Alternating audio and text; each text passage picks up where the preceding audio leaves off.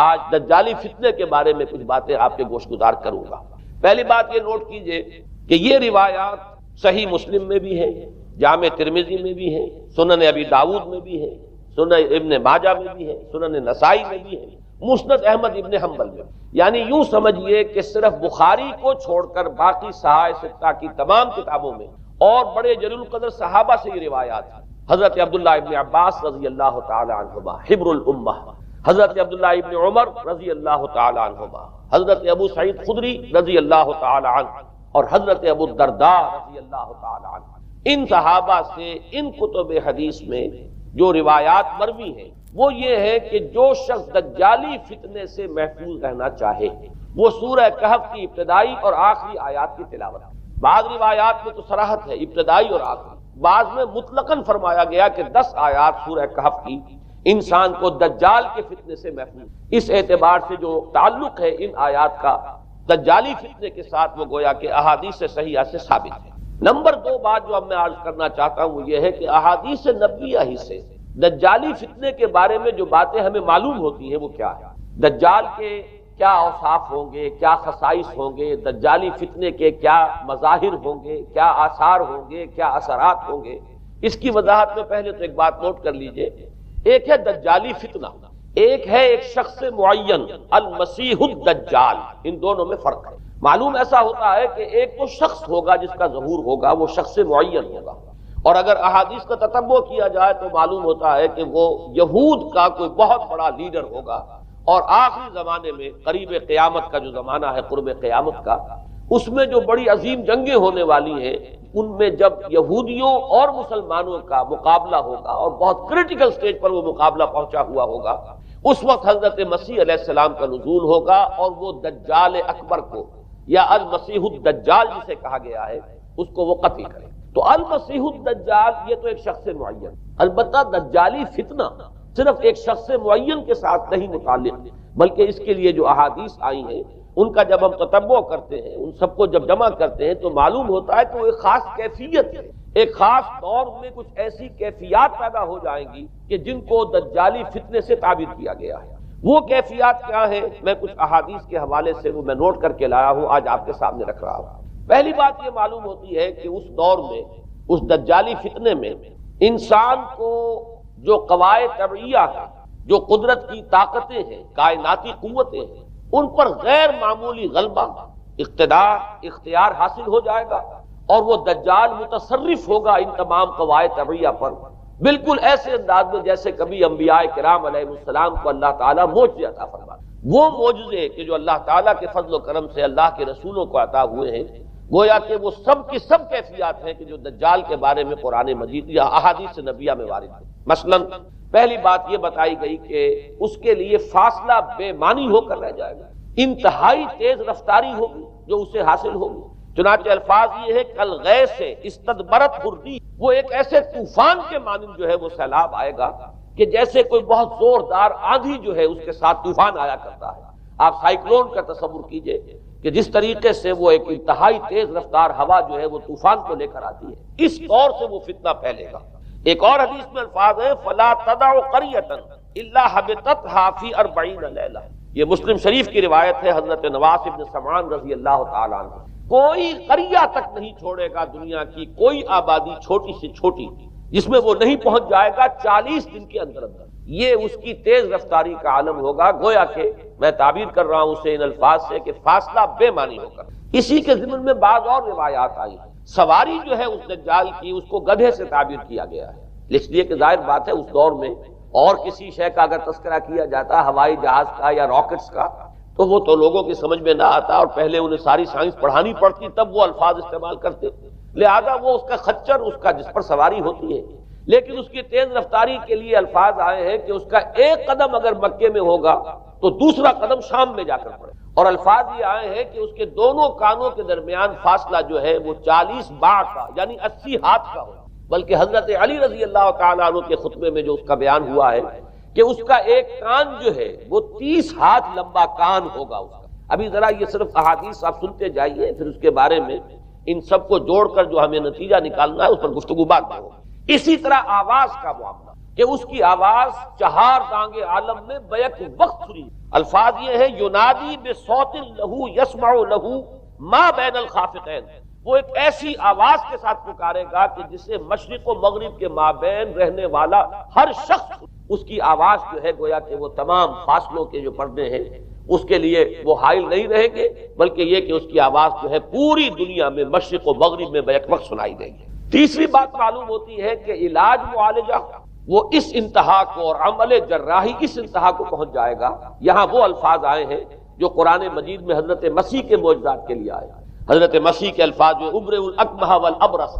کہ میں مادر ذات اندھے کو اور جو کوڑھ کا مرض تو ان دونوں کو میں ٹھیک کر دیتا ہوں۔ حضرت مسیح علیہ السلام صرف ہاتھ پھیرتے تھے اور مادر ذات جو نابینا ہے، اندھا، بینائی اس کی آ جاتی تھی، اور کوڑھی جو ہے اس کے جسم پر ہاتھ پھیرتے تھے، اس کا کوڑھ درست ہو جاتا تھا۔ ابرئ الاکمہ والابرص، وہی الفاظ آئے حدیث میں کہ دجال کو یہ قدرت حاصل ہے۔ نمبر 2 یہ کہ وہ یحیی الموتیٰ، جیسے کہ حضرت مسیح کے الفاظ ہیں وہ احیی الموتیٰ، میں زندہ کرتا ہوں مردے کو۔ حضرت مسیح فرماتے تھے ایک مردے کو قم باذن اللہ، اور وہ کھڑا ہو جاتا تھا۔ بالکل اسی طریقے سے دجال کو بھی قدرت حاصل ہو جائے گی کہ وہ مردوں کو زندہ کرے گا۔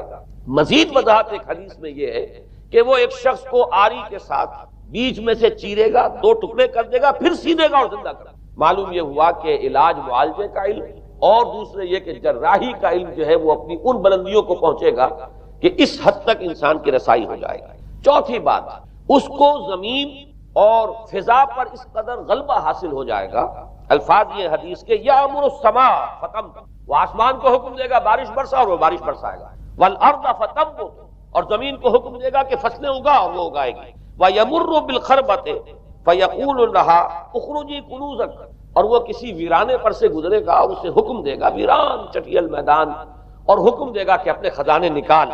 اور فرمایا اس کا نتیجہ یہ نکلے گا فتتبعہ کنوزها، تو اس زمین کے جو خزانے ہیں وہ نکل کے اس کے ساتھ چلنے شروع ہو جائے۔ زمین پر قدرت، فضا پر قدرت، بارش کا حکم ہوگا وہ بارش ہو جائے گی، آسمان بارش برسائے گا، زمین اپنے خزانے اگل دے گی۔ پانچویں بات، وَيُبْعَثُ مَعَهُ الشَّيَاطِينُ عَلَى صُورَةٍ مَّن مَاتَ، اس کے ساتھ کچھ ایسے شیاطین مبعوث ہوں گے کہ جو ان صورتوں کو اختیار کریں گے ان لوگوں کی جو مر چکے ہیں، من الآباء والامہات والمعارف، جو آباء و اجداد اور مائیں اور دادیاں اور جو بھی جان پہچان والے لوگ ہیں جو فوت ہو چکے ہوں گے، وہ ان کی صورت اختیار کریں گے۔ فَتَأْتِيَ أَحَدَهُمْ فَيَقُولُ أَلَسْتُ فُلَانًا أَلَسْتَ تَعْرِفُنِي، پھر وہ آئے گا اور وہ شیاطین آئیں گے اور انسان سے کسی سے بات کریں گے، کیا تم مجھے نہیں پہچانتے؟ کیا میں تمہارا فلاں رشتہ دار نہیں ہوں؟ اپنی نشانیاں بیان کریں گے اور لوگ پہچانیں گے۔ یہ وہ احادیث ہیں کہ جن کا جو نتیجہ نکلتا ہے اب اس کو پہچان لیجئے۔ وہ نتیجہ یہ ہے کہ حضور صلی اللہ علیہ وسلم نے دجالی فتنے کے جو اوصاف بیان کیے یا جو علامات بیان کی، ان کا حاصل یہ ہے کہ سائنس اور ٹیکنالوجی کی وہ بلندیاں انسان کو حاصل ہو جائیں گی کہ جو چیزیں کبھی رسولوں کے معجزوں سے ظہور پذیر ہوتی تھی وہ قوانین طبیعہ پر تصرف کے باعث خود انسان کرنے لگے۔ یہ ہے در حقیقت حاصل۔ چنانچہ آج آپ دیکھیے وہ جو اس کا گدھا ہے وہ ہمارے آج کل کے ہوائی جہاز ہیں، اور آپ کو معلوم ہے کہ یہ رڈار جو ہیں ان کے ہوائی جہازوں کے، یہ بالکل اینڈز پر ہوتے ہیں ان کے بازوؤں پر، اور یہی ان کے کان ہیں، انہی سے انہیں وہ معلومات حاصل ہوتی ہیں۔ خود ان کی لمبائی چوڑائی جو ہے وہ کتنی ہے، اور پھر یہ کہ ان کے درمیان فصل جو ہے وہ 80 ہاتھ کا یا 40 باہ کا وہ موجود ہے، اور جہاز کی ایک اڑان اب تو کہیں بات پہنچ گئی کہ آپ کو معلوم ہے کہ پوری دنیا کے گرد بھی ایک جہاز جو ہے وہ چکر لگا لیتا ہے چند گھنٹوں کے اندر۔ لیکن یہ ہے کہ عام جو رفتار ہے اس میں بھی ایک پڑاؤ سے دوسرے پڑاؤ تک، ایک جگہ سے جس کو ہاپ کرنا کہتے ہیں، یہ بھی کم سے کم 500-700 میل کا عام طور پر سفر جو ہے وہ جہاز طے کر رہا ہے۔ اسی طریقے سے ہماری جو سائنس کی، خاص طور پر جو طبی سائنس ہے، اب اس میں جس طریقے سے کہ زندہ رکھا جاتا ہے انسانوں، اور وہ ویجیٹیبل چاہے کہا گیا ہے ان کو ہیومن ویجیٹیبل، لیکن یہ کہ دل کی دھڑکن بھی چلائے جا رہے ہیں، خوراک بھی پہنچا رہے ہیں، آدمی جو ہے وہ زندہ سال ہر سال تک زندہ پڑا رہتا ہے۔ اور یہ کہ سرجری بعض جانوروں پر تو یہ بات ہو چکی ہے کہ کاٹے گئے ہیں اور پھر ان کو سی دیا گیا ہے، جوڑ دیا گیا ہے۔ یہ تمام جو بھی معجزے ہیں اس وقت سائنس دکھا رہی ہے۔ اسی طرح اگر یہ معجزہ دیکھنا ہو کہ زمین لقد جہاں کہیں کوئی آثار نہیں تھے کسی ایک پتے تک کے اگنے کے، اگر وہاں لہلہاتے ہوئے آپ کو چمن دیکھنے ہو، تو ویسے سب سے پہلے تو یہ معاملہ ہوا تھا اسرائیل نے جو کر کے دکھایا تھا، لیکن اب تو آپ ابو ظبی چلے جائیے، سعودی عرب میں چلے جائیے، سعودی عرب کے اندر حال یہ ہے کہ آپ اگر ہوائی جہاز سے سفر کریں ریاض سے جدہ تک تو آپ کو جگہ جگہ بڑے سرکولر پیچز نظر آئیں گے جہاز سے نہایت گرین، اور اس کے اندر جو ہے آرٹیفیشل اریگیشن کے ذریعے سے اور بہت عمدہ وہاں کاشت ہو رہی ہے اور بہت خوبصورت فارم ہے وہ تمام کے تمام سرکولر پیچز، اس لیے کہ جو اریگیشن ہوتی ہے وہ ان ویلز کے ذریعے سے ہوتی ہے کہ جو ایک سرکل میں چلتے ہیں اور پانی کی وہ آرٹیفیشل بارش جو ہے وہ ہوتی رہتی ہے۔ باقی یہ کہ فضا سے آرٹیفیشل رین، یہ تو بہت ہی سادہ سی بات ہے کہ فضا کے اندر ایٹماسفیرک کنڈیشن کو ذرا تبدیل کیا جائے تو بارش آ جاتی ہے۔ اور باقی رہ گیا آواز کا یہاں سے وہاں جانا، وہ تو آواز ہی نہیں، تو آپ صورتیں دیکھ رہے ہیں۔ آپ کو نیو یارک میں بیٹھا ہوا خطاب کرے، آپ پوری دنیا کے اندر جہاں چاہیں وہ آل ورلڈ اینٹینا آپ کے پاس صرف ہونا چاہیے، باقی یہ کہ آپ دنیا کے کسی بھی گوشے میں بیٹھے ہوئے کسی شخص کا خطاب جو وہ سن سکتے ہیں۔ تو معلوم یہ ہوا کہ در حقیقت یہ جو دجالی فتنہ ہے، یہ جس کے اوصاف جو بیان کیے گئے، ابھی میں اس کو لفظ فتنہ سے تعبیر نہیں کر رہا، اسے جس چیز نے فتنہ بنایا وہ ابھی میں آپ سے عرض کروں گا، لیکن یہ جتنے اوصاف حدیث میں آئے، جتنی صفات بیان ہوئی، جو کوائف وہاں سامنے آ رہے ہیں، ان سب کا حاصل تو ایک لفظ میں یہ ہے کہ سائنٹیفک ڈیولپمنٹ اور ٹیکنالوجیکل ڈیولپمنٹ وہ اس درجے کی ہو جائے گی کہ قواعد طبیعہ پر، فورسز آف دی نیچر پر انسان کو تصرف اور تسلط حاصل ہو جائے گا اور وہ انہیں استعمال کرے گا، اور اس طریقے سے اس کے اندر وہ ساری کی ساری کیفیات جیسے کہ آج ہم دیکھ رہے ہیں اپنی نگاہوں کے سامنے وہ پیدا ہو جائے۔ اب سوال یہ ہے کہ اس شے کو فتنہ کس چیز ہے، یہ بات سمجھ لیجیے۔ جہاں تک سائنسی ترقی کا تعلق ہے، تکنیکی ترقی کا تعلق ہے، یہ چیزیں فی الاصل فتنہ نہیں ہے، یہ تو وہ علمہ آدم الاسماء کلہا کا ظہور ہے۔ اللہ تعالیٰ نے ازل میں حضرت آدم علیہ السلام کو جو صلاحیت عطا فرما دی تھی، یہ ایکسفولیشن ہے اس کا ظہور ہے۔ جیسے کہ آم کی گٹھلی میں آم کا درخت ہے، لیکن ظاہر بات ہے کہ اس کو درخت بننے میں وقت لگتا ہے، پہلے وہ 2 پتے نکلتے ہیں، پھر وہ بڑھتا ہے معاملہ، کئی سال میں جا کر وہ درخت جو ہے وہ جوان ہوگا اور وہ پھل دے گا۔ اسی طریقے سے یوں سمجھئے کہ بالقوہ وہ علم حضرت آدم علیہ السلام کو دے دیا گیا، یعنی وہ صلاحیتیں ودیت کر دی گئی، وہ فیکلٹیز، سمع اور بصر اور فؤاد، دیکھو سنو نتیجہ نکالو اور آگے بڑھو۔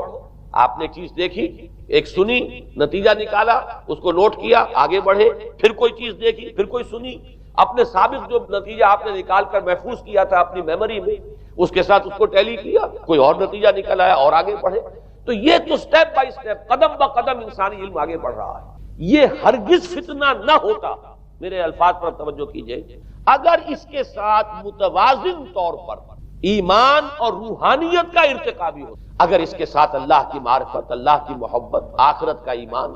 منزل انسان کی جو ہے وہ آخرت ہے، دنیا نہیں ہے، اگر یہ چیزیں ساتھ کے ساتھ ہوتی تو یہ ہرگز فتنہ نہیں۔ فتنہ در حقیقت اسے جس نے بنایا ہے وہ یہ ہے کہ کچھ ایسے اسباب ہوئے ہیں، اور وہ اسباب آج مجھے بیان کرنے کہ در حقیقت موجودہ عیسائیت اس کا سب سے بڑا سبب ہے۔ اس کے نتیجے میں ایک بہت بڑا گیپ ہے، اپالنگ گیپ ہے، بڑا مہیب خلا ہے، بڑی وسیع خلیج ہے جو حائل ہو چکی ہے کہ ایمان اور روحانیت ختم ہوتے چلے گئے اور یہ ٹیکنیکل اور سائنٹیفک ڈیولپمنٹ بڑھتی چلی۔ ان دونوں کے درمیان جو مہیب خلا پیدا ہوا ہے اس نے اسے فتنہ بنا دیا ہے، اور عظیم ترین فتنہ بنا دیا۔ ورنہ اگر اس کے ساتھ ہی اللہ پر ایمان، آخرت پر ایمان، اور انسان کے اندر ایمانی کیفیات، اس کی روحانی کیفیات اگر یہ بھی برقرار رہتی، بلکہ اس کے ساتھ متوازن طور پر ان کو ترقی کرنا چاہیے، تو یہ ہرگز فتنہ نہیں ہے۔ تو پہلی بات یہ سمجھ لیجئے کہ اگرچہ دجالی فتنے کے جو صفات، اس کے اوصاف، اس کی علامات، اس کے مظاہر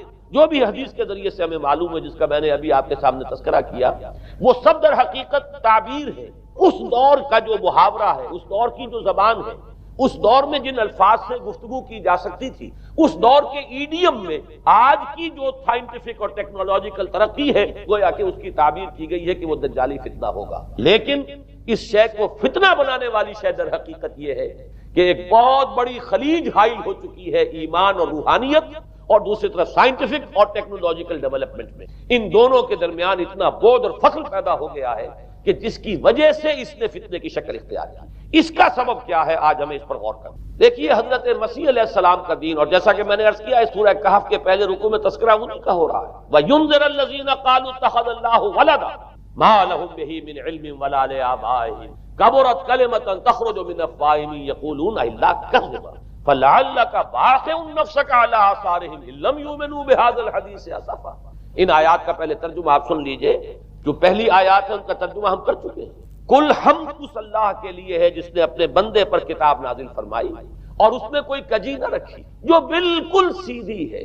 اور خبردار کرتی ہے ایک ایسی بڑی عظیم اور مہیب جنگ سے کہ جو خاص اللہ کی طرف سے ہوگی، اور بشارت دیتی ہے مومنین کو جو نیک عمل کریں کہ ان کے لیے بہت بڑا اور بہت عمدہ اجر ہے۔ ماکثین فیہ ابدا، وہ اس میں رہیں گے ہمیشہ ہمیشہ۔ وَيُنذِرَ الَّذِينَ قَالُوا اتَّخَذَ اللَّهُ وَلَدًا، اب دوہرا کر بات آئی، اور تاکہ خبردار کر دے ان کو جنہوں نے یہ کہا کہ اللہ نے کسی کو اپنا بیٹا بنایا ہے۔ مَا لَهُم بِهِ مِنْ عِلْمٍ، نہیں ہے ان کے پاس اس کے بارے میں کوئی علم، وَلَا لِآبَائِهِمْ، نہ ان کے آباء و اجداد کے پاس کوئی علم تھا، کوئی عقلی دلیل نہیں، کوئی اللہ کی اتاری ہوئی کسی کتاب میں، اللہ کے اتارے ہوئے کسی صحیفے میں اس کے لیے سند نہیں۔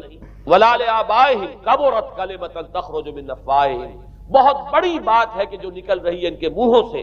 إِن يَقُولُونَ إِلَّا كَذِبًا، نہیں بول رہے یہ، نہیں کہہ رہے یہ مگر جھوٹ۔ فَلَعَلَّكَ بَاخِعٌ نَفْسَكَ عَلَىٰ آثَارِهِمْ، تو اے نبی صلی اللہ علیہ وسلم شاید کہ آپ اپنے آپ کو ہلاک کر لیں گے ان کے آثار پر۔ یہ آثار کے لفظ کو میں ابھی جو کا تو رکھ رہا ہوں، بعد میں اس کی وضاحت کروں گا۔ إِن لَمْ يُؤْمِنُوا بِهَذَا الْحَدِيثِ أَسَفًا، اگر یہ لوگ ایمان نہ لائے اس حدیث پر، یہ حدیث قرآن، اس پر اگر یہ ایمان نہ لائے، جیسے کہ وہاں فرمایا گیا تھا اگر رحمت خداوندی میں داخل ہونا ہے اے بنی اسرائیل تو یہ شاہدرہ ہے رحمت خداوندی کا قرآن حکیم، آؤ اور داخل ہو۔ یہاں پر ان عیسائیوں کو متنبہ کیا جا رہا ہے اگر وہ اس حدیث پر، یہ حدیث اللہ، اللہ کی کتاب، احسن الحدیث کتاب متشابہہ فبأی حدیث بعدہ یؤمنون، اگر اس اللہ کی حدیث پر، اللہ کی کتاب پر یہ ایمان نہ لائے تو جو ان کے آثار ہوں گے، جو نتائج نکلیں گے، ان پر اے نبی شاید کہ آپ اپنے آپ کو صدمے اور رنج اور غم سے ہلاک کر۔ یہ ہے در حقیقت وہ آیات کی جن میں تذکرہ ہو رہا ہے عیسائیت کا، لیکن عیسائیت سے مراد کیا ہے اسے سمجھیے۔ حضرت مسیح علیہ السلام کا دین تو بعین ہی وہی دین تھا جو دین آدم سے لے کر محمد تک صلی اللہ علیہ وسلم وعلیہ الصلوۃ والسلام جتنے انبیاء آئے ہیں ان کے دین میں کوئی فرق نہیں، دین توحید وہی ایمان، البتہ شرائع کے اندر، شریعتوں میں کچھ تفصیلی احکام میں فرق ہوا ہے، شریعت موسوی اور شریعت محمدی میں علی صاحب الصلوۃ والسلام تھوڑا تھوڑا فرق ہے، دین ایک ہی۔ شرع لکم من الدین ما وصى به نوحا والذی اوحینا الیک وما وصینا به ابراہیم وموسیٰ وعیسیٰ، دین میں تو ہم نے وہی شے تمہارے لیے بھی معین کی ہے مسلمانوں کہ جس کی کہ ہم نے نوح کو وصیت کی تھی اور جس کی کہ ابراہیم کو اور موسیٰ کو اور عیسیٰ کو وصیت کی، دین ایک ہے۔ ان الدین عند اللہ الاسلام، تو دین مسیحی بھی وہی تھا بعین ہی جو دین محمدی ہے اور دین موسوی صلی اللہ علیہ وسلم علیہ الصلوۃ والسلام۔ البتہ حادثہ جو نہایت عظیم پیش آیا ہے اور وہ یہ ہے کہ پال، ساؤل اس کا نام تھا پہلے، جس نے کہ اپنی زندگی میں حضرت مسیح علیہ السلام جب تک موجود تھے دنیا میں شدید انہیں تکلیفیں پہنچائیں، شدید ایذائیں پہنچائیں، ان کی مخالفت پر کمر بستہ رہا، لیکن اس کے بعد جب انہیں اٹھا لیا گیا، یا عیسائیوں کے عقیدے کے مطابق وہ سولی دیے گئے، اور اس کے بعد ان کا عقیدہ بھی یہ ہے کہ سولی پانے کے بعد پھر وہ زندہ ہو کر آسمان پر چلے، جبکہ ہم یہ سمجھتے ہیں اور ہمارا ایمان ہے کہ انہیں سولی دی نہیں گئی، بلکہ انہیں تو پہلے ہی اٹھا لیا گیا تھا، ان کی جگہ کوئی اور ہے۔ انجیل برنباس نے یہ بات بالکل واضح کر دی کہ در حقیقت وہی حواریین میں سے جس نے کہ غداری کی تھی اور پکڑوایا تھا، مخبری کی تھی، وہی ہے جس کی شکل بنا دی گئی تھی حضرت مسیح علیہ السلام کے جیسی مانند، اور وہ شخص ہے کہ جو سولی چڑھا۔ بہرحال عیسائیت اس وقت کی جو اس کا عقیدہ ہے اور جو ہمارا عقیدہ اور ایمان ہے، ان دونوں کی روح سے حضرت مسیح علیہ السلام آسمان پر اٹھا لیا۔ اس کے بعد اس نے دین مسیحی میں نقب لگانے کے، جو دین مسیح اصل دین اسلام تھا، اس کو کرپٹ کرنے، ڈسرپٹ کرنے کے لیے، اس میں نقب لگانے کے لیے اس نے اپنے ایک مکاشفے کا ذکر کیا کہ میں آ رہا تھا سفر میں کہ مجھے حضرت مسیح نظر آئے ہیں آسمانوں میں، اور انہوں نے مجھے کہا ہے کہ اے ساؤل تو مجھے کیوں ستاتا ہے، اور تو اب فلاں جگہ جا اور میرے نام سے نبوت کر۔ اس کے بعد اس نے لبادہ اوڑھا عیسائیت کا، اور اس نے آ کر جس طرح عبداللہ ابن سبا نے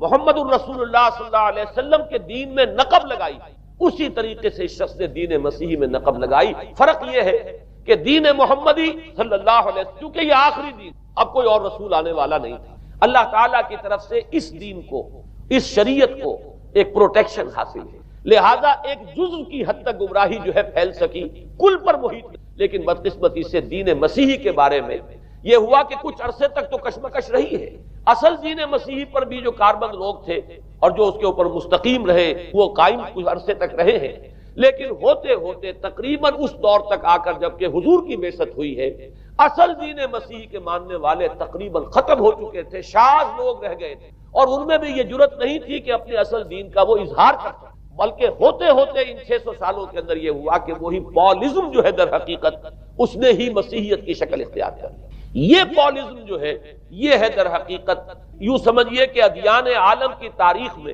سب سے زیادہ گمراہ کن مذہب، جس کا رد عمل پیدا ہوا ہے یورپ میں، جس نے کہ اس دجالی فتنے کی شکل اختیار کی ہے۔ میں یہ چاہتا ہوں کہ اس کے ضمن میں چند باتیں آج آپ کے سامنے رکھوں۔ پال نے جو دین مسیحی میں یا دین اسلام میں جو صحیح دین ہے اللہ کا،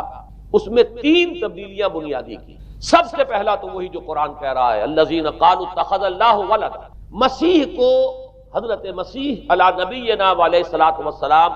انہیں خدا کا بیٹا قرار دیا۔ اور اس میں بھی نوٹ کیجئے بیٹے کے لیے عربی زبان میں 2 لفظ ہیں، ابن اور ولد۔ ابن کا لفظ ذو معنیین ہے، 2 معنی ہیں اس کے، ابن بیٹے کو بھی کہتے ہیں اور ابن کا کوئی معنوی تعلق بھی ہو سکتا ہے، صرف بیٹا نہیں۔ ابن السبیل مسافر کو کہتے ہیں، راستے کا بیٹا، یعنی چونکہ راستے کے ساتھ اس کا ایک تعلق ہے، راستہ چل رہا ہے، وہ تو ابن السبیل ہے۔ ابن الوقت، وقت کا بیٹا، وہ وقت کا بیٹا اس معنی میں نہیں ہے، بلکہ یہ کہ جو ہر وقت جو ہے حالات کے مطابق گرگٹ کی طرح اپنا رنگ بدلتا چلا جائے، چلو تم ادھر کو ہوا ہو جدھر کی، وہ ابن الوقت ہے۔ تو ابن الوقت اسی طریقے سے جو میں نے دوسری مثال دی ہے،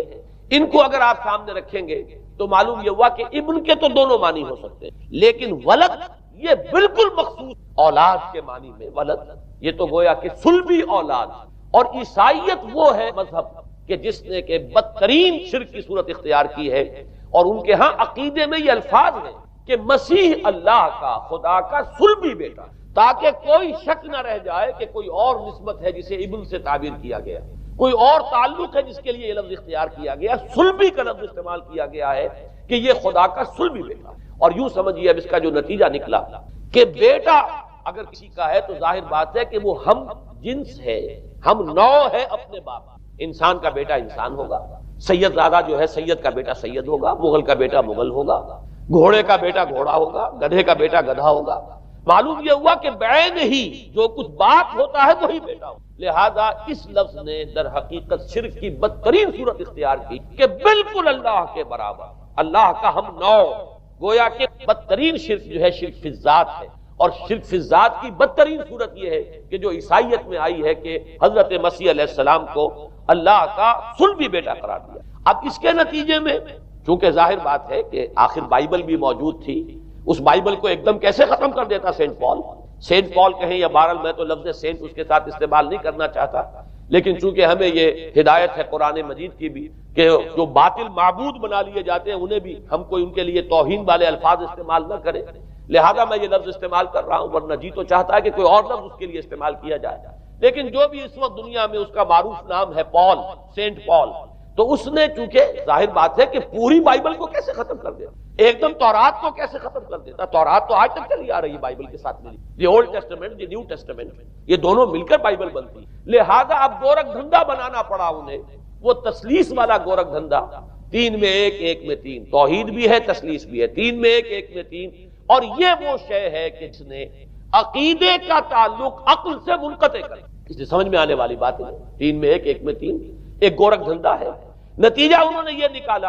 کہ ڈوگما در حقیقت اس کا عقل سے کوئی تعلق نہیں، ڈوگما بس عقیدہ ہے، اور اس عقیدے ہی کے اوپر سارے دین کی بنیاد ہے، باقی وہ عقل میں آئے نہ آئے، عقل کے لیے قابل قبول ہو یا نہ ہو۔ یہ بات اچھی طرح سمجھ لیجئے کہ اگرچہ ہمارے ہاں ہم بھی یہ بات کہتے ہیں کہ بہت سے حقائق جو ہے کائنات کے وہ ایسے ہیں کہ جن تک عقل کی رسائی نہیں، اس کے لیے ہم مجبور ہیں، محتاج ہیں وحی کی ہدایت کے۔ لیکن 2 چیزوں میں فرق کیجئے، ایک ہے عقل سے ماوراء ہونا اور ایک ہے عقل کے خلاف ہونا، ان دونوں چیزوں میں زمین و آسمان کا فرق ہے۔ ایک وہ حقائق ہے کہ جو عقل از خود ان تک رسائی حاصل نہیں کر سکتی، لیکن جب وہ سامنے آتے ہیں تو عقل تسلیم کرتی ہے کہ ہاں یہ بات سمجھ میں آتی ہے۔ ایک وہ چیزیں ہیں کہ جن کو عقل تسلیم نہیں، تو ایک ہے مخالف عقل، ایک ہے ورائے عقل، ان دونوں میں زمین و آسمان کا۔ ہمارے دین میں تو عقل کو اپیل کیا گیا ہے، لعلکم تعقلون، لعلہم یعقلون، اولو الالباب الذین یعقلون۔ اب ظاہر بات ہے کہ عقل کو ہاتھو برہانکم ان کنتم صادقین، لاؤ دلیل اپنی،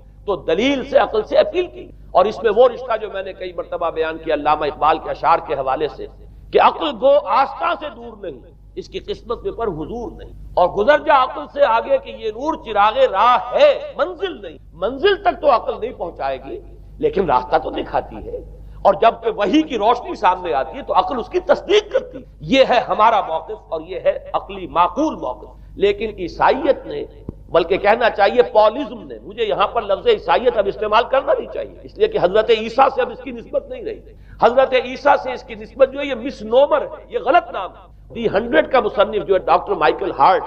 اس نے یہ بہت بڑی بات کہی. اس نے کہا در حقیقت موجودہ جو عیسائیت ہے اسے پالزم کہنا چاہیے. یہ پالزم ہے، کرسچینٹی نہیں ہے. اس لیے کہ در حقیقت حضرت مسیح علیہ السلام کی تعلیم جب تک وہ دنیا میں تھے وہ یہ نہیں تھی کہ جو پال نے. البتہ اس نے پال کو بہت بڑا شخص مانا، اس میں کوئی شک نہیں، اس لیے کہ اس نے تاریخ کے ایک دھارے کا جو ہے وہ رخ موڑ دیا ہے. اللہ تعالیٰ کے صحیح دین کو گویا کہ قلع قمع کر کے ایک نیا دین اس طریقے سے پھیلایا ہے کہ آج بھی شاید دنیا میں کثیر ترین تعداد عیسائیت ہی کے نام لیواؤں کی ہے، واللہ عالم، یا شاید گوتم بدھ کے ماننے والوں کی ہے. بہرحال یہ کہ بہت بڑی تعداد میں آج حضرت مسیح علیہ السلام کی طرف جو منسوب ہے غلط طور پر دین، اس کے نام لیوا دنیا میں. اس اعتبار سے وہ یقیناً اس کا تو حق رکھتا ہے کہ اس کا نام بھی اس کتاب میں آئے کہ جس نے تاریخ کے اوپر اثرات اپنے. اور حضرت مسیح علیہ السلام جب تک دنیا میں تھے عیسائیت کی حقیقت بنی اسرائیل یا یہودیت کے ایک فرقے سے زیادہ نہیں، ڈیٹیچ نہیں ہوا تھا یہ دین حضرت موسیٰ علیہ السلام کے دین. لیکن یہ کہ پال نے اسے بالکل ایک مستقل بذات ایک جدا گانا دین کی شکل دے، تو یہ پالزم نے در حقیقت سب سے پہلا کام یہ کیا کہ عقل سے بالکل تعلق منقطع کر دیا. عقیدہ ڈوگما جو ہے وہ خلاف عقل، جو بات عقل میں آئے نہ آئے بس مان لی. تو پہلی تو یوں سمجھیے کہ نقب جو لگی ہے دین کے اندر وہ اس تسلیس کے حوالے سے، اور تسلیس کا گورکھ دھندا خلاف عقل، لہذا ڈوگما کی جو کا لفظ جو استعمال ہوا ہے کہ بس اس کو تو ہم مانیں گے چاہے وہ عقل کے لیے قابل قبول ہو چاہے نہ ہو. دوسرا اس سے بھی زیادہ آپ دیکھیے ایک سے ایک بڑھ کر اینٹ رکھی جا رہی ہے. خشت اول چونے حد میں مار کر تاثریہ امیر ابد دیوار پر. دوسرا کفارے کا عقیدہ جو مبنی ہے صلیب کے عقیدے. مسیح نے انتہائی ذلت کی موت، یعنی صلیب کی موت جو ہے وہ خود کہتے ہیں کہ انتہائی ذلت کی موت ہے. یہ ذلت کی موت کا پیالہ اس لیے پیا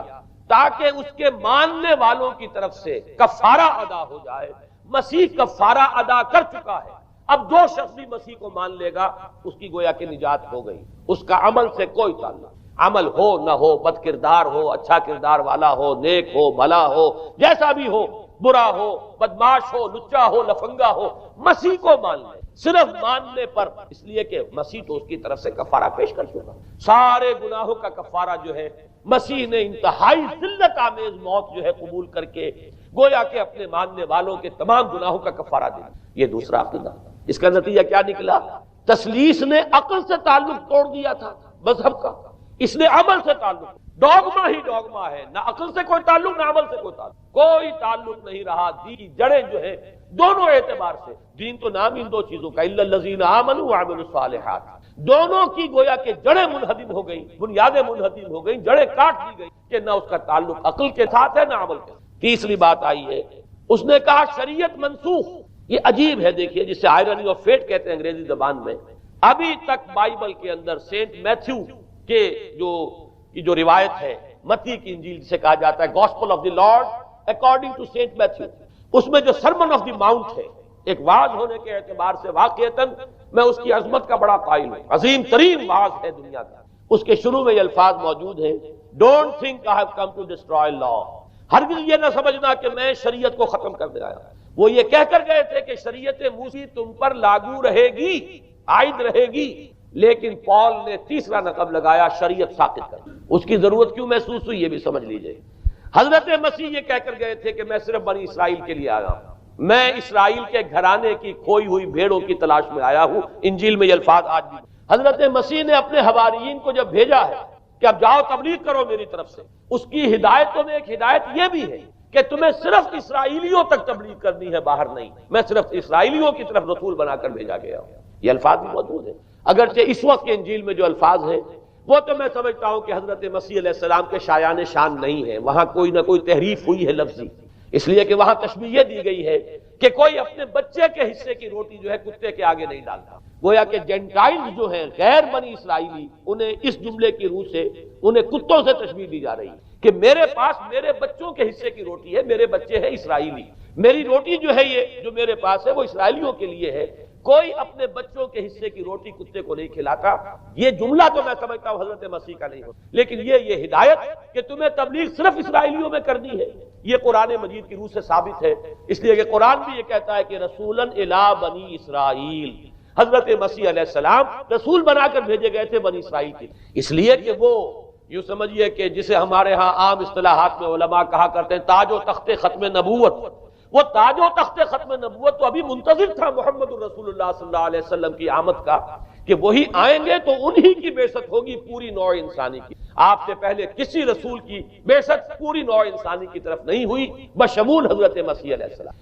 ہر جو ہے رسول جو آیا ہے آپ سے پہلے اپنی اپنی قوموں کی طرف آیا ہے، لیکن اس پول نے کیا کیا؟ پہلے تو یہ اصول توڑا، ہم اس دین مسیحی کی یا جو پولزم ہے اس کی اب تبلیغ کریں گے غیر اسرائیلیوں میں، وہاں انہیں دقت پیش آئی، شریعت موسوی بڑی بھاری شریعت ہے، اب وہ بھاری شریعت جو ہے اس کو قبول کرنا تو لوگوں کے لیے آسان نہیں ہے۔ انہوں نے یہ کیا کہ یہ شریعت تم پر ثابت، شریعت کا بوجھ تم پر نہیں، برڈن آف لا یہ تمہارے لیے۔ اور میں یہاں مثال دے دینا چاہتا ہوں، بین ہی تاریخ نے اپنے آپ کو دہرایا ہے،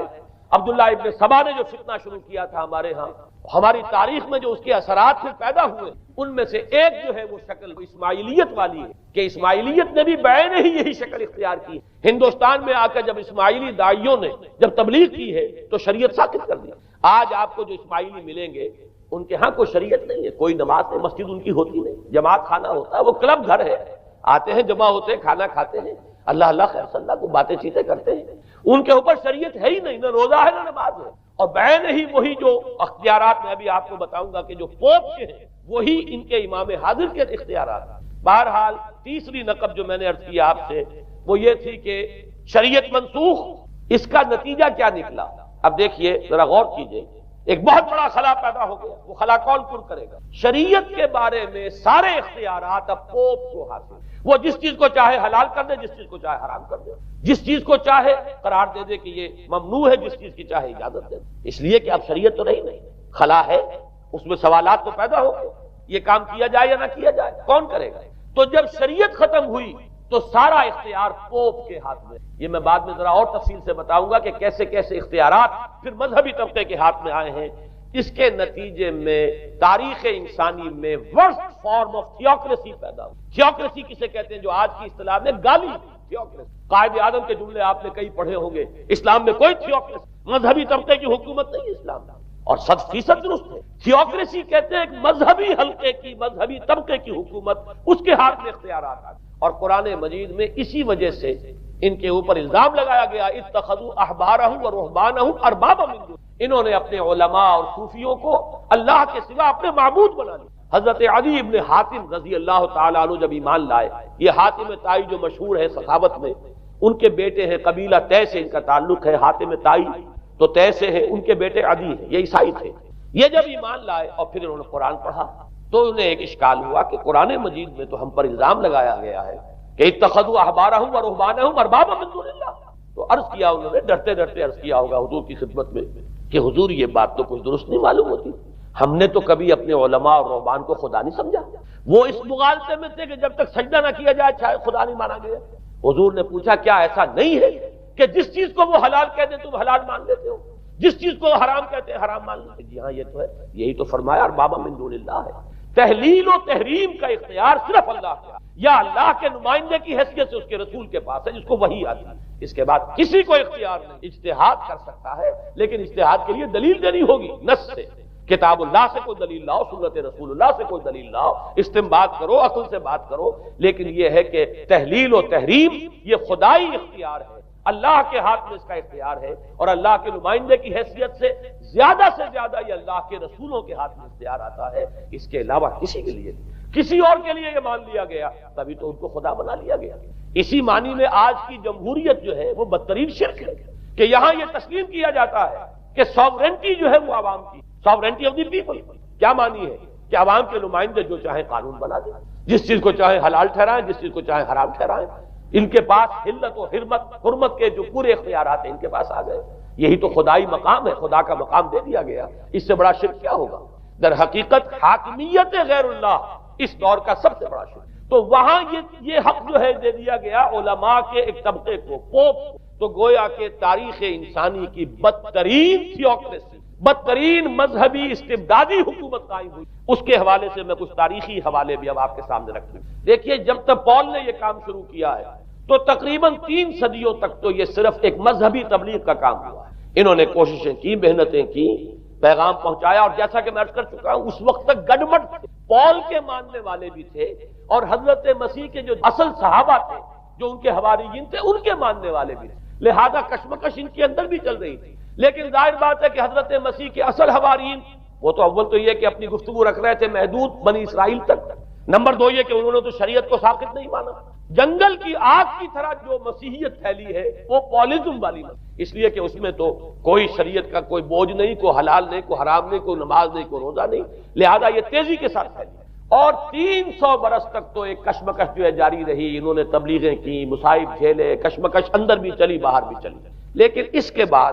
قیصر روم کانسٹنٹائن، قسطنطین جسے کہتے ہیں، جس کا یہ قسطنطنیہ ہے، کانسٹنٹائن، اس نے یہ محسوس کیا بالکل اکبر کی طرح، جیسے اکبر نے محسوس کیا تھا کہ میری مملکت کے اندر یہ مذہبی تصادم جو ہے یہ سب سے بڑی یوں سمجھیے کہ انسٹیبلٹی کا سبب ہے. لہذا ان تمام مذہبوں کو ایک ہاون دستے میں ڈال کے کوٹ پیس کر ایک بناؤ. وہ جو دین اکبری یا دین الہی جو اس نے کیا تھا اس سیاسی مصلحت کی وجہ سے کہ یہ ہندو مسلم تصادم اور دوسرے مذاہب کا ٹکراؤ جو ہے وہ ہندوستان کو ایک سیاسی وحدت اور ایک اپنی سیاسی عظمت کی طرف پیش قدمی کرنے کا جو راستہ ہے اختیار کرنے سے روکتا ہے. لہذا یہ کام کیا جائے. یہی قسطنطین نے کیا. اس نے جب دیکھا بڑی کشمکش، اس نے خود عیسائیت اختیار کیا. عیسائیت کون سی اختیار کی؟ پالیزم والی. ظاہر بات ہے اس کے لیے بھی اصل عیسائیت اختیار کرنا جو ہے مشکل تھا، پالیزم والی. اور اس کے بعد یہ اب اسٹیٹ کی جو مشینری تھی، جو طاقت تھا، جو دباؤ تھا، اس کے حوالے سے اب یہ مسیحیت جو ہے پورے رومن امپائر کے اندر اب یہ بڑی تیزی کے ساتھ جس کو کہنا چاہیے اس کا ایک نظام قائم ہوا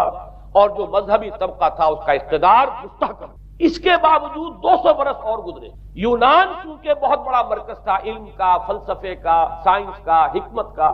آپ کو معلوم ہے یہ تمام ارسطو ہو، افلاطون ہو، یہ سب یونان کے ہیں، ارشمیدس ہو، یہ تمام کے تمام جو بھی ہے. تو سائنس اور فلسفہ دونوں اس کا گہوارہ یونان تھا. یونانی حکماء اعتراض کرتے تھے. لہذا سن 529 اس کو نوٹ کر لیا. جسٹینین ایک قیصر تھا اب قسطنطین کے 200 برس بعد. اس نے اپنی پوری مملکت میں فلسفہ اور سائنس کی تعلیم حرام قرار دی. کوئی نہ فلسفہ پڑھ سکے گا نہ سائنس. جو فلسفہ پڑھے گا اس کو مرتد قرار دے دیا جائے گا اور زندہ آگ میں جلا دیا جائے گا. انکوزیشن کورٹس قائم ہوئی. وہ صرف مذہبی عدالتیں اس لیے قائم ہوئی کہ جس کے بارے میں معلوم ہو جائے کہ یہ فلسفہ پڑھتا ہے یا یہ سائنس پڑھتا ہے. اس لیے کہ فلسفہ اور سائنس دونوں جڑ کاٹتے ہیں اس ڈوگما کی. وہ ڈوگما جو پالیزم والا ڈوگما ہے اس کی جڑ کھودنے والی ہے دونوں چیزیں. اور چونکہ وہ دونوں عقل کو اپیل کرتی ہیں، یہ ڈوگما عقل کے متضاد ہے. لہذا مذہب کا تحفظ اسی طرح ہو سکتا ہے کہ اب ان دونوں کو بالکل ممنوع قرار دے دیا جائے. یوں سمجھیے کہ تقریباً 1000 برس تک یورپ میں، چونکہ سب سے بڑی امپائر یہی تھی، یورپ میں فلسفہ اور حکمت اور یہ سائنس کی تعلیم ممنوع رہی. یہ ہے در حقیقت سب سے پہلا کام جو جسٹینین نے کیا 529 میں. اس کے بعد آگے چل کر پوپ کا جو اقتدار ہے وہ اتنا زبردست بنا ہے. پوپ کو اختیار حاصل ہو گیا جس چیز کو چاہے وہ قانون کا درجہ دے دے. اس لیے کہ شریعت تو ہے نہیں، خلا پوپ کون کرے گا؟ پوپ. پوپ کو اختیار حاصل ہو گیا وہ جس کے گناہ چاہے معاف کر. اب دیکھیے اگرچہ ویسے تو گناہ پہلے ہی معاف ہو گئے کہ جس نے مسیح کو مان لیا گناہ تو معاف ہو گئے اگلے پچھلے سب. لیکن یہ کہ پھر بھی ایک خلش رہ جاتی ہے انسان کے دل میں، چونکہ ایک اخلاقی حص انسان کے اندر اللہ نے پیدا کی ہوئی ہے. جب کوئی شخص کرتا ہے، کوئی بدکاری کرتا ہے، کوئی چوری کرتا ہے، ڈاکہ ڈالتا ہے، تو وہ جو ایک کانشنس ہے وہ جو پرک کرتا ہے اس کو بھی ختم کرنے کے لیے اگر پوپ یا کارڈینل یا اس کے کسی نمائندے کے سامنے جا کر اعتراف گناہ کر لو اور کچھ اس کی مٹھی گرم کرو، کچھ ہدیہ پیش کرو، تو توبہ نامہ، معافی نامہ تمہیں دے دیا جائے گا. اور وہ جو چیز ہے وہ تمہارے لیے سند ہے کہ کوئی تم سے بات کر تمہارے گناہ. پھر ان کی قیمتیں تھیں، ان کے لیے بڑی بڑی جو ہے ہدیے مقرر کیے گئے تھے. تیسری چیز بائبل کا اول تو یہ کہ مفہوم جو ہے وہ کوئی سند نہیں، اس لیے کہ بائبل ہانٹ کر رہی تھی. اولڈ ٹیسٹمنٹ بھی ہے، یہ حضرت مسیح کی یہ 4 انجیلیں بھی ہیں، یہ تعلیم کچھ اور ہے. لہذا بائبل جو ہے وہ سند نہیں ہے. سند پوپ کا جو ہے فرمان، بائبل کی شرح کرنے کی، بائبل کی طرف سے کوئی دلیل لانے کی کسی کو کوئی حق حاصل نہیں۔ یہ جبر تھا، یہ تشدد تھا یورپ میں۔ یہ وہ دور تھا جبکہ اسلام پھیل رہا تھا۔ میں نے اس لیے آپ سے کہا تھا، نوٹ کرایا آپ کو، 529 میں جسٹینین کا یہ فرمان تھا، 571 میں حضور کی ولادت ہو رہی ہے، وہی صدی، اور 630 کے آس پاس، بلکہ 629 کے آس پاس سلطنت روما کے ساتھ مسلمانوں کا ٹکراؤ شروع ہوا۔ تو یہ تاریخی ان کو ریلیشن جو ہے ذہن میں رکھیں۔ جس وقت مسلمان آئے اور 200-300 برس جو ان کے عروج کے ہیں، اس وقت آپ کو معلوم ہے کہ تقریباً 6 صدیاں ہو چکی کہ یورپ بالکل جس کو کہا جاتا ہے ڈارک ایجز، انتہائی تاریخ، مذہبی جبر اور استبداد، اس کے سوا کچھ نہیں۔ اور وہ ملاؤں کی حکومت جسے آپ کہیں گے، جسے آج کل کی اصطلاح میں کہا جائے گا، وہ جس کو چاہے جو چاہے سزا دے دے، پوپ کو اختیار حاصل ہے۔ کسی کے بارے میں ذرا جیسے بعض اوقات خبریں سچی ہیں یا جھوٹی، لیکن میں مثال دے رہا ہوں جیسے خبریں آتی رہی ہیں ایران کے بارے میں کہ کہیں اگر معلوم ہو گیا ہے تو پاسداران انقلاب پہنچے اور سمری ٹرائل اور فوراً ختم کیا آدمی۔ اس قسم سے انکوزیشن رپورٹس جو ہیں وہ کورٹس وہاں قائم ہوئے، اور یوں سمجھیے کہ لاکھوں افراد تحت کیے گئے، زندہ جلائے گئے۔ لیکن اس کے بعد جب عالم اسلام میں وہ روشنی پھیلی، اور خاص طور پر بنو عباس کے زمانے میں، اب بھاگ کر وہاں جو بھی تھے فلسفے کے اور سائنس کے کوئی دلچسپی رکھنے والے، وہ بھاگ کر عالم اسلام میں آ گئے۔ یہاں اب وہ کتابیں جو ہیں ان کے ترجمے، خاص طور پر مامون اور ہارون الرشید کے زمانے کے اندر یہ علم جو ہے ہندوستان سے بھی لیا، یونان سے بھی لیا مسلمانوں نے، اور اس کے بعد یہ غرناطہ اور قرطبہ کی یونیورسٹیوں کے ذریعے سے اس علم نے پینیٹریٹ کیا ہے دوبارہ یورپ میں۔ دیکھیے سرکل کیسے بنا ہے، یونان کا علم آیا ہے پہلے عالم اسلام میں، مڈل ایسٹ میں، اور پھر ادھر سے ہو کر چکر کھا کر اور اسپین کی یونیورسٹیوں کے ذریعے سے یورپ میں انٹروڈیوس ہوا ہے۔ اس وقت پھر اصلاح مذہب کی تحریک شروع ہوئی، اور ساتھ ہی تحریک احیاء العلوم رینیسنس، اس کے نتیجے میں وہاں بیداری پیدا ہوئی۔ لیکن یہ بیداری اب آپ نوٹ کر لیجئے، ایک تو پروٹیسٹنٹ مذہب پیدا ہوا اور کئی سو برس تک تصادم رہا کیتھولکس کے اندر اور پروٹیسٹنٹس میں۔ پورے اسلام کی تاریخ میں کبھی اتنے خونی فسادات نہیں ہوئے ہیں، کبھی بھی شیعہ سنی فساد بھی کبھی اتنا نہیں جتنا کہ کئی سو برس تک رومن کیتھولکس اور پروٹیسٹنٹس کے مابین یورپ میں ہوتا رہا ہے۔ بلکہ اس میں تو ایسے ایسے واقعات آتے ہیں کہ لگ بھگ 10 لاکھ افراد جو ہیں وہ ختم ہوئے ہیں۔ یہ آپس کا تصادم جو تھا، پروٹیسٹنٹ مذہب جو پیدا ہوا اصلاح مذہب کی تحریک کے ذریعے سے، اور وہ رومن کیتھولک پاپائیت والا نظام، ان کے درمیان جو تصادم ہوا، 10 لاکھ کی تعداد بتائی جاتی ہے کہ آدمی مارے گئے۔ بلکہ فرانس کا ایک شہر ہے، وہاں تو 19 دن تک مسلسل قتل عام کیا گیا پروٹیسٹ، اور وہاں حاملہ عورتوں کے جو ہے پیٹ چاک کر کے بچے نکال کر ان کو بھی جو ہے ختم کیا گیا ہے۔ یہ سارا ظلم جو ہے وہاں ہوا ہے، تصادم ہوا ہے۔ اس کے نتیجے میں آپ خود سوچئے کہ کس قدر نفرت پیدا ہوئی عوام کے اندر مذہب سے۔ اس کے ساتھ ہی اب وہ علم ہوا، سائنس شروع ہوئی، لہذا علم اور سائنس دونوں کی جڑ میں مذہب سے شدید نفرت ہے۔ یہ ہے وہ سبب کہ جس نے یہاں سے راستے علیحدہ کر دیے۔ اور مذہب کیونکہ جبر کرتا ہے، مذہب کیونکہ عقل کے اوپر بیڑیاں بٹھاتا ہے، پہرے بٹھاتا ہے، بیڑیاں ڈالتا ہے، اور مذہب کیونکہ تشدد کرتا ہے، لہذا مذہب کے خلاف ایک نفرت، ایک ریئیکشن، یہ ہے اس ساری سائنسی ارتقاء اور سائنٹیفک اور ٹیکنالوجیکل جو ڈیولپمنٹ ہوئی ہے، اس کی جڑ میں مذہب سے نفرت جو ہے اس کے بیج بو دیے گئے۔ اور یہ جو 250-300 سال میں اب یہ جو تناور درخت بن کر آیا ہے کہ ایک طرف سائنس کی ترقی، ٹیکنالوجی کی ترقی آسمان کو چھو رہی ہے، آج انسان چاند کے اوپر تو انسان کے قدم جو ہے پہنچ چکے ہیں، اور آپ کا ایک راکٹ جو ہے وہ پورے تمام سیارے جو ہیں جو ہمارے سولر سسٹم کے ہیں ان سب کا چکر لگا کر، اور وہ اس سے باہر چلا گیا ہے، خلا کے اندر کہاں گیا کچھ پتا نہیں۔ لیکن یہ کہ تقریباً یوں سمجھیے کہ سن 77 کا چلا ہوا وہ،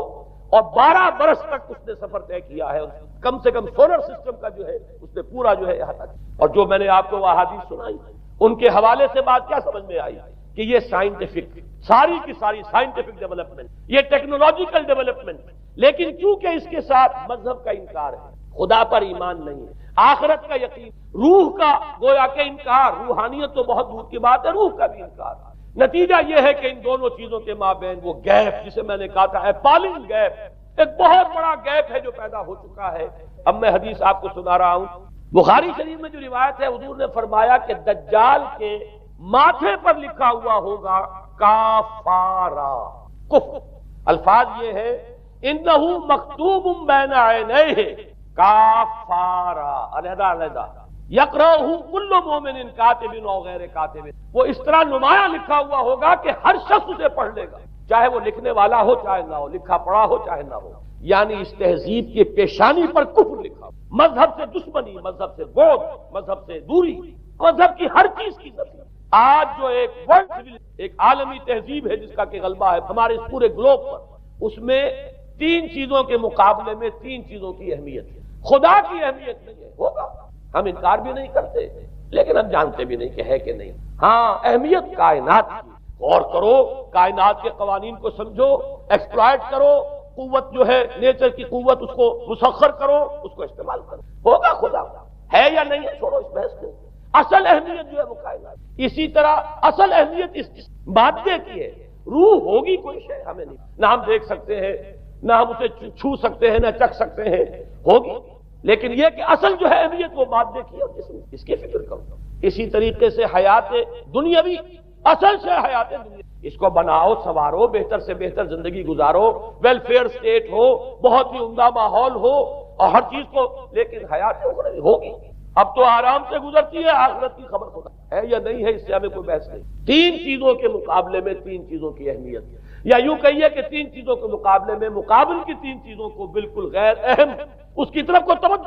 توجہ کا ارتکاز کائنات پر ہے، ذات باری تعالیٰ پر، ذات و صفات باری تعالیٰ ایک صرف علمی موضوع ہے، اصل توجہ کی شے کائنات، روح ہوگی اصل شے جسم ہے اور مادہ ہے، حیات اخروی ہمیں نہیں پتا، کسی نے واپس آ کر خبر نہیں دی مرنے کے بعد، لہذا ہم نہیں کہہ سکتے ہے کہ نہیں، البتہ یہ کہ حیات دنیا بھی تو ہے، اس کو مضبوطی کے ساتھ تھامو، اس کو بہتر بناؤ۔ توجہ کا اصل ارتکاز حیات دنیا، یہ ہے وہ گلوبل سویلائزیشن جو در حقیقت یورپ سے ابری، اور یورپ سے ابری ہے، اس کی بنیاد میں مذہب کی دشمنی موجود، جو رد عمل تھا در حقیقت اس پاپائیت کے نظام کا، جو پولزم کے ذریعے سے دنیا میں قائم ہوا،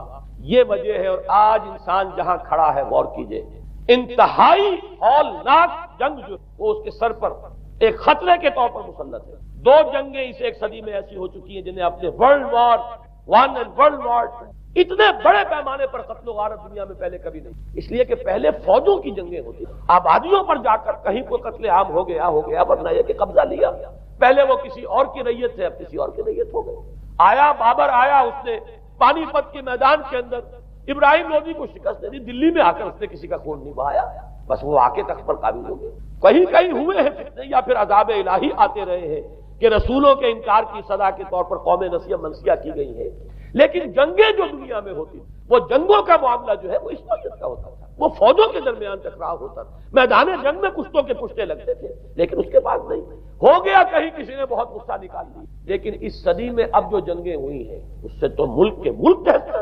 آبادیاں ختم، اور جو تیسری جنگ ہوگی یہ جان لی، آخر انسان کب تک اسے ٹالے گا؟ رشیا کے بارے میں یہ سمجھنا کہ وہ پیچھے ہٹ گیا ہے، پشپائی اختیار کر لی، اس نے بہت بڑی حماقت ہے، وہ در حقیقت اب ڈپلومیسی کی راہ سے سپریمیسی چاہتا ہے، لہذا تصادم تو ہو کر رہا ہے۔ مولانا مناظر حسن جیلانی رحمۃ اللہ علیہ کے خیالات جو ہیں وہ مجھے اس سورہ کہف کے ابتدائی آیات کے ضمن میں مجھے ان سے اتفاق ہے، اور بہت سی چیزیں ان سے ماخوذ ہیں۔ اسی طریقے سے جو حدیث اب میں آپ کو بتا رہا ہوں، میرے سامنے اس کا متن نہیں ہے، مولانا حامد میاں رحمۃ اللہ علیہ انہوں نے مجھے یہ بتایا تھا کہ جو میں نے جمع کیے ہیں حالات و واقعات، قیامت سے پہلے جو حالات و واقعات پیش آنے والے ہیں، جن کی پیشین گوئی احادیث میں ہیں، ان سے معلوم ہوتا ہے کہ ایک بہت بڑی خوفناک جنگ، اتنی بڑی خوفناک جنگ، اور ان کے الفاظ یہ ہے کہ اس میں دونوں فریق جو ہوں گے ان میں بڑی تعداد عیسائیوں کی ہوگی، ادھر بھی ادھر بھی، ایک طرف البتہ عیسائیوں کے ساتھ مسلمان بھی ہوں گے، یہودی بھی ہوں گے، اور دوسری طرف خالص عیسائی طاقت، اور ان کے درمیان اتنی خوفناک جنگ ہوگی۔ الفاظ ان کے یہ ہیں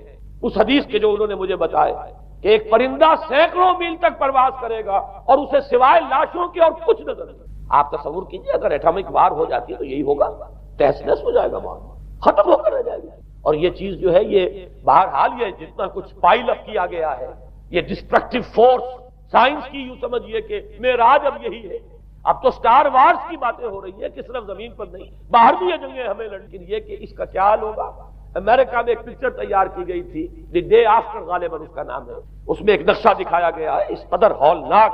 کہ یہ 100 اونچی منزلہ عمارتیں جو ہے یہ ایسے جیسے کہ کچے گھروندے ہوتے ہیں، ایسے وہ پگھل کر رہ جائیں گی، اور یوں سمجھیے کہ انسان جو ان کے اندر ہوں گے، ایک ایک منزل کے اندر، ایک ایک ایسی 100 منزلہ عمارت کے اندر ہزاروں آدمی جیسے کہ کوئی ایسی کالونی ہو کوئی کی چیونٹیوں کی، اور اس پوری کالونی کو آپ اپنے پاؤں سے بسل دیں، ایسے انسانوں کا حال اگر وہ جنگ ہو جاتی جس کا نقشہ کھینچا گیا ہے۔ یہ ہے در حقیقت وہ بات کہ جو مولانا مناظر حسن گیلانی فرما رہے ہیں ان آیات مبارکہ میں، وَيُنذِرَ الَّذِينَ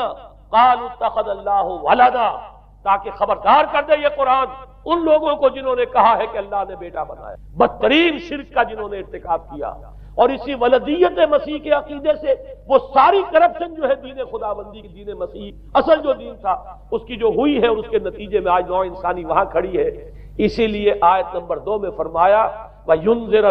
بَأْسًا شَدِيدًا مِّن لَّدُنْهُ، تاکہ خبردار کر دے ایک بہت بڑی جنگ۔ ہمارے اکثر مفسرین نے یہاں پہ ایک بہت بڑا عذاب کہہ کر جو ہے وہ گزر گئے، لیکن واحد یہ لفظ ہے قرآن مجید کا یہ مقام ہے جہاں لفظ باس آیا ہے، اور مولانا مناظر حسن گیلانی نے بحث کی باس تو جنگ کو کہتے ہیں، قرآن مجید میں جہاں بھی یہ لفظ آیا جنگ کو کہتے ہیں۔ تو ایک بہت بڑی ہولناک جنگ جس کے لیے فرمایا من لدنہ، یہ تمہارے اپنے پیمانوں پر نہیں آئے گی، یہ تمہارے حساب کتاب میں نہیں آ سکتا جو ڈسٹرکشن ہوگی، جیسے کہ آپ علم لدنی کہتے ہیں۔ ایک علم وہ ہے جو جانے بوجھے طریقے سے حاصل کیا جاتا ہے، ایک علم لدنی ہے جو خاص اللہ تعالیٰ اپنے کسی بندے کو عطا فرما دے۔ اس جنگ کی جو ہلاکت خیزی ہے وہ تمہارے حساب کتاب میں آنے والی نہیں۔ لِيُنذِرَ بَأْسًا شَدِيدًا مِّن لَّدُنْهُ وَيُبَشِّرَ الْمُؤْمِنِينَ الَّذِينَ يَعْمَلُونَ الصَّالِحَاتِ أَنَّ لَهُمْ أَجْرًا حَسَنًا مَّاكِثِينَ فِيهِ أَبَدًا۔ البتہ اللہ تعالیٰ بچائے گا اپنے اہل ایمان کو جو نیک عمل پر بھی۔ اب میں وہ حدیثیں آپ کو سنا دوں، میں نے پہلے بخاری کی حدیث آپ کو سنا دی کہ اس پورے فتنے کے معلوم ہوگا کہ اس کی دونوں آنکھوں کے مابین کافارا لکھا ہوا ہے، کفر، گویا کہ یہ سمبل ہے، یہ علم ہے، یہ علامت ہے اس جدید موجودہ تہذیب کی، کفر، الحاد، مادہ پرستی، خدا کا انکار، آخرت کا انکار، روح کے وجود کا انکار۔ اس کے بعد فرمایا یہ ابو داؤد کی روایت ہے، فواللہ، تو خدا کی قسم وہ وقت جب آئے گا، ان الرجل لیاتیہ وہو یحسب انہ مومن، ایک شخص حاضر ہوگا اس کے پاس، دجال کے پاس، اور وہ شخص اپنے آپ کو مومن سمجھتا ہوگا کہ مومن ہے، فَيَتَّبِعُهُ بِمَا يُبْعَثُ بِهِ الشُّبُهَاتِ، لیکن جو شبہات اس فتنے کی وجہ سے اس کے اندر پیدا ہو جائیں گے اس کی وجہ سے وہ بھی اسی کی پیروی کرے۔ آج آپ عالم اسلام کا نقشہ دیکھ لیجئے، ذہنوں کے اندر جو شبہات ہیں، ایمان کے بارے میں یقین کی کیفیت کتنوں کو حاصل ہے، وہی ساری ہماری بھی ویلیوز ہے، وہی مادی تہذیب جو ہے، آج ہم بھی اسی کے پیروکار ہیں، سمجھتے ہیں اپنے آپ کو مسلمان، سمجھتے ہیں مومن، لیکن ذرا تجزیہ کیجیے۔ اسی کو میں نے اپنے اس کتاب میں اسلام کی نشرت ثانیہ میں تفصیل سے واضح کیا کہ در حقیقت رگوں پے میں سرایت کر گئی ہے یہ تہذیب، بظاہر جو ہے نظر آتا ہے جیسے روئے ارضی پر، زمین کے اوپر تو آپ کو کہیں اونچائی نظر آ جائے گی، کہیں نیچائی نظر آ جائے گی، کہیں پانی ہے، کہیں خشکی ہے، ذرا اوپر چلے جائیں تو ہوا ہے، ہوا کا غلاف پورے کرۂ ارضی کو اپنے اندر لیے ہوئے۔ یہی حال ہے ہر ملک میں، آپ چلے جائیں نیچے کے لوگوں میں کچھ مذہب نظر آ جائے گا تھوڑا بہت۔ ہندوستان میں بھی اگر کوئی مندروں میں جاتا ہے، گھٹیا آدمی جاتے ہیں، بیچارے نیچ لوگ جاتے ہیں، بڑا لوگ آدمی کوئی نہیں جاتا۔ ہمارے ہاں بھی جا کے ہوتے ہیں مساجد میں سفارا تو غریب، پردہ رکھتے ہیں اگر کوئی تمہارا تو غریب۔ شہروں میں ایک کاروباری طبقہ ضرور ایسا ہے جو نماز روزے کے ساتھ اس کا ایک شوق ہے، لیکن آپ جا کے دیکھ لیجئے دیہات کے اندر کیا حال ہے، تو معلوم یہ ہوا کہ نیچے تو شاید کچھ نہ کچھ فرق ہے، یہ مسلمان ملک ہے، یہ ہندو ملک ہے، یہ فلاں ملک ہے، یہ بدھ مت کا ملک ہے، لیکن اوپر چلے جائیں یعنی ہر ملک کے اوپر جو ایلیٹ ہے، جو اعلیٰ تعلیم یافتہ، جو آپ کی ملٹری اور سول بیوروکریسی ہے ٹاپ کی، وہ تو ایک ہی رنگ میں رگے ہوئے، ان کا لباس وہی، ان کا رہن سہن وہی، ان کا تمدن وہی، نام کا فرق اگر نہ ہو تو پتہ نہیں چلے گا یہ مسلمان ہے کہ ہندو ہے کہ سکھ ہے، پر پتہ چلے گا وی پی سنگھ نام ہے تو پتہ چلے گا کہ ہندو ہے، لیکن یہ کہ باقی اس کی وضاحت، اس کا لباس، اس کا اٹھنا بیٹھنا، آپ کے ہاں یہ تو کچھ عوامی دور میں آ کے کرتا شلوار جو ہے وہ آئی ہے، لیکن وہ بھی اندرون ملک ہوتی ہے، باہر جا کر ہمارے اپنے ان لوگوں کے جو لباس ہوتے ہیں، آپ کو دیکھیے کہاں فرق معلوم ہو جائے گا کہ کون مسلمان ہے اور کون ہندو اور کون پارسی ہے اور کون عیسائی ہے۔ تو معلوم یہ ہوا کہ اوپر ایک ہی گلوبل سیویلائزیشن ہے جس کا دور دورہ ہے، اور اس سیویلائزیشن کے ماتھے پر لکھا ہوا ہے کافارا، اس میں وہ ایمان نہیں ہے، اس میں الحاد ہے، مادہ پرستی ہے، کفر ہے۔ اس میں آخری حدیث جو میں آپ کو سنا رہا ہوں، حضور نے فرمایا آخر من یخرج الیہ النساء، اس فتنے کی طرف پیش قدمی کرنے والا آخری طبقہ ہوگا عورتوں، وہ جب اس تہذیب کی طرف لپکیں گے، یہ طبقہ جب آگے بڑھے گا، یہ جو ہمارے ہاں بھی جلوس نکلتے ہیں، شریعت کا مذاق اڑانے والے جلوس، اسلامی احکام کی نفی کرنے والے جلوس نکلتے ہیں، اور ان کے جس طریقے سے ڈسپلے ہوتا ہے اخبارات کے اندر، جتنا ان کے لیے اعزاز ہے، جتنی ان کے لیے یہاں پر تکریم ہے ہمارے معاشرے کے اندر، اس کو پیش نظر رکھیے۔ آخر من یخرج الیہ النساء حتی ان الرجل لیرجع الی امہ وابنتہ واختہ وعمتہ فیوثقها رباطا، یہاں تک کہ ایک بندہ مومن کا حال یہ ہو جائے گا کہ وہ دوڑے گا اور کوشش کرے گا اپنی ماں کو، بیٹی کو، بہن کو، پھوپھی کو باندھ کر رکھے کہ وہ نکل نہ جائے۔ یہ حال ہو جائے گا کسی شخص کا۔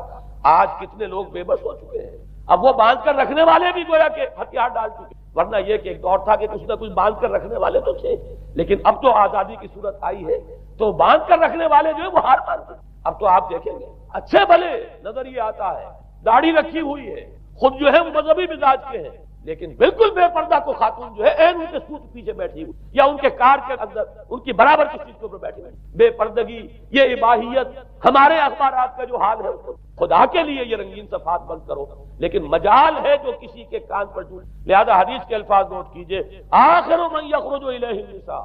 اس فتنے کی طرف پیش قدمی کرنے میں آخری طبقہ جو ہوگا وہ خواتین کا ہوگا۔ حتی ان الرجل لیرجع الی امہ وابنتہ واختہ وعمتہ، یہاں تک کہ آدمی دوڑے گا، پکڑے گا اپنی ماں کو، اپنی بیٹی کو، اپنی بہن کو، اپنی پھوپھی کو، اور اسے باندھ کے ہی کوشش کرے گا کہ کہیں وہ اس طریقے سے اس دجالی فتنے کے اندر جو ہے وہ اسی کی پیروی کے اندر گھر سے نہ نکل جائے۔ یہ ہے وہ فتنہ جس کی لپیٹ میں اس وقت پوری دنیا آئی ہوئی۔ اب نوٹ کیجئے اس فتنے کے لیے اب میں چند باتیں اور کہہ رہا ہوں۔ لغوی بحث کیا ہے؟ دجال کسے؟ یہ بنا ہے لفظ دجل۔ دجل اور فریب یہ ہماری زبان میں بھی مستعمل، دجل و فریب، دھوکہ دینے والی، ملمہ، حقیقت کچھ ہو اوپر کچھ اور پردہ ڈال دیا گیا، یہ دجل ہے۔ گندم نمائی جو فروشی دجل ہے، فریب ہے۔ اسی کے لیے دوسرا لفظ عربی زبان کا جو قرآن میں کثرت سے آیا وہ غرور ہے، دھوکہ۔ اصل میں یہ دنیا دھوکہ ہے جو حیات اخروی کے لیے ایک پردہ بن کر ہماری آنکھوں پر پڑ گیا۔ میں وہ آیات اب آپ کو جلدی سے سنا رہا ہوں۔ فرمایا وَمَا الْحَيَاةُ الدُّنْيَا إِلَّا مَتَاعُ الْغُرُورِ، سورہ آل عمران میں بھی آیت آئی، سورہ حدید۔ لوگوں سن لو، یہ دنیا کی زندگی سوائے دھوکے کو کچھ نہیں۔ میں بعد میں عرض کر دوں گا کہ ایک دوسرا رخ بھی ہے دنیا کی زندگی کا، لیکن اس وقت یہ آیات سن لی۔ غرتکم الحیات الدنیا، تمہیں دھوکے میں ڈال دیا اس دنیا کی زندگی نے۔ یہ سورہ جاثیہ کی آیت نمبر 35۔ غرتہم الحیات الدنیا، انہیں دھوکے میں ڈال دیا دنیا کی زندگی نے۔ یہ سورہ انعام میں آیت نمبر 70 بھی ہے، آیت نمبر 130 بھی، تیسری مرتبہ سورہ اعراف میں آیت نمبر 51 میں، اور 2 مرتبہ سورہ لقمان اور سورہ فاطر میں آیا فلا یغرنکم الحیات الدنیا ولا یغرنکم باللہ الغرور۔ دیکھو لوگوں، کہیں تمہیں دنیا کی زندگی دھوکے میں نہ ڈال۔ یہ دنیا کی زندگی جو ہے دھوکہ بن کر ایک فریب کا پردہ ہمارے آنکھوں پر ڈالتی ہے کہ یہ ہمارا مطلوب مقصود، اسی کے لیے بھاگ دوڑ،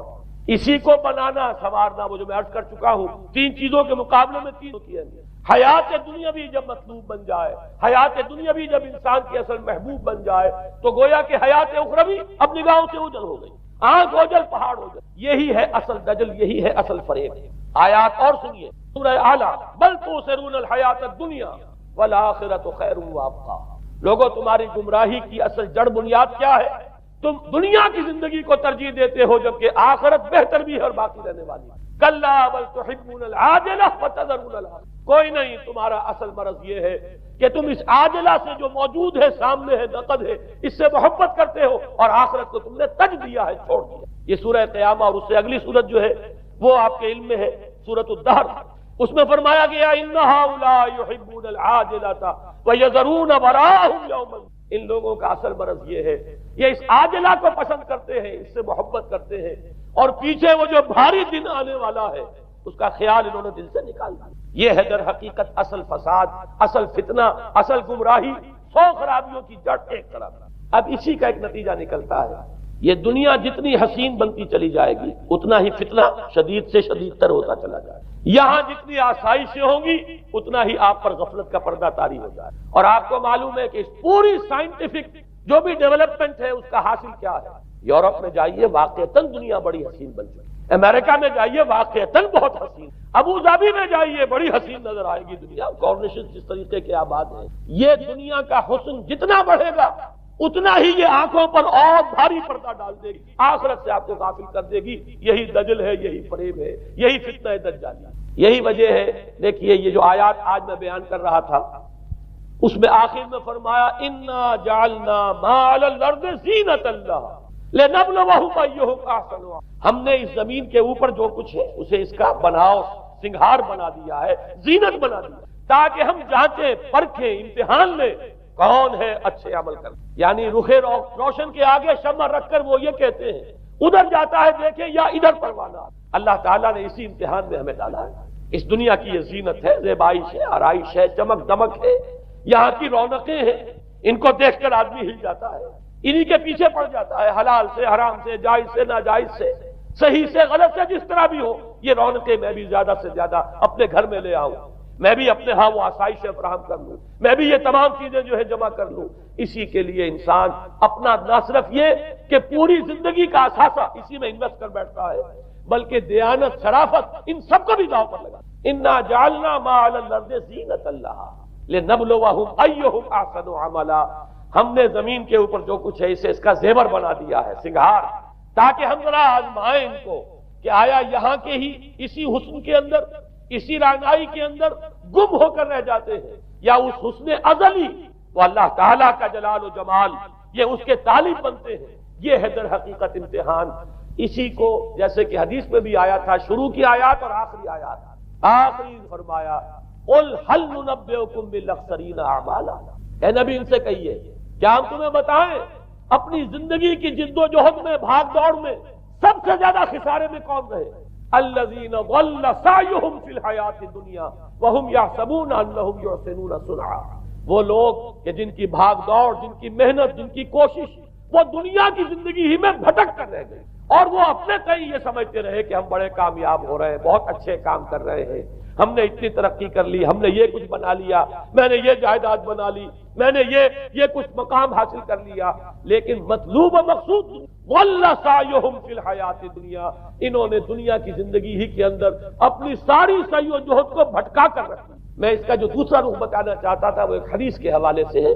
اگر آخرت مطلوب و مقصود رہے تو یہ دنیا آخرت کی کھیتی، حضور نے فرمایا دنیا مزرعۃ الآخرہ، اگر تمہارا مطلوب و مقصود آخرت ہے تو پھر یہ دنیا کے اندر یہ کھیتی ہے، بو گے یہاں تو وہاں کاٹو گے، نیک اعمال کرو، خدمت خلق کے لیے کوشاں ہو جاؤ، لوگوں کی ہدایت کے لیے اپنی توانائیاں جو ہے وقف کرو، خیرکم من تعلم القرآن وعلمہ، اس دنیا میں محنت کرو گے تو آخرت میں اجر و ثواب پاؤ گے۔ الدنیا مزرعۃ الآخرہ،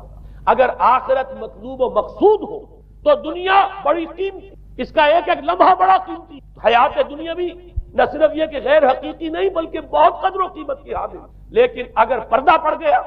آخرت نگاہوں سے اوجھل اور دنیا ہی مطلوب و مقصود، تو یہ دھوکے کی ٹٹی ہے۔ وَمَا الْحَيَاةُ الدُّنْيَا إِلَّا مَتَاعُ الْغُرُورِ، نہیں ہے دنیا کی زندگی مگر دھوکے کا سامان۔ غرتہم الحیات الدنیا، غرتکم الحیات الدنیا لا تغرنکم الحیات الدنیا، دیکھنا یہ دنیا کی زندگی کہیں تمہیں دھوکے میں نہ ڈالے۔ آخری بات عرض کر رہا ہوں، یہی وجہ ہے سورہ بنی اسرائیل میں بھی آخری لفظ جو پہلے رکوع میں وہ کیا تھا؟ وَأَنَّ الَّذِينَ لَا يُؤْمِنُونَ بِالْآخِرَةِ أَعْتَدْنَا لَهُمْ عَذَابًا، اور وہ لوگ، نوٹ کر لیجئے وہ آیات، إِنَّ هَذَا الْقُرْآنَ يَهْدِي لِلَّتِي هِيَ أَقْوَمُ وَيُبَشِّرُ الْمُؤْمِنِينَ الَّذِينَ يَعْمَلُونَ الصَّالِحَاتِ أَنَّ لَهُمْ أَجْرًا كَبِيرًا وَأَنَّ الَّذِينَ لَا يُؤْمِنُونَ بِالْآخِرَةِ أَعْتَدْنَا لَهُمْ عَذَابًا أَلِيمًا۔ یہاں پر ایمان بالآخرہ جو ہے اس کو اہمیت، جو لوگ آخرت پر یقین نہیں رکھتے ان کے لیے ہم نے دردناک عذاب پڑا۔ اور یہاں پر بھی جیسا کہ سامنے آ گیا، سورہ کہف جو ختم ہو رہی ہے جن مضامین پر، وہ بھی وہی آیات ہیں جن کے بارے میں حدیث میں آیا ہے کہ دجالی فتنے سے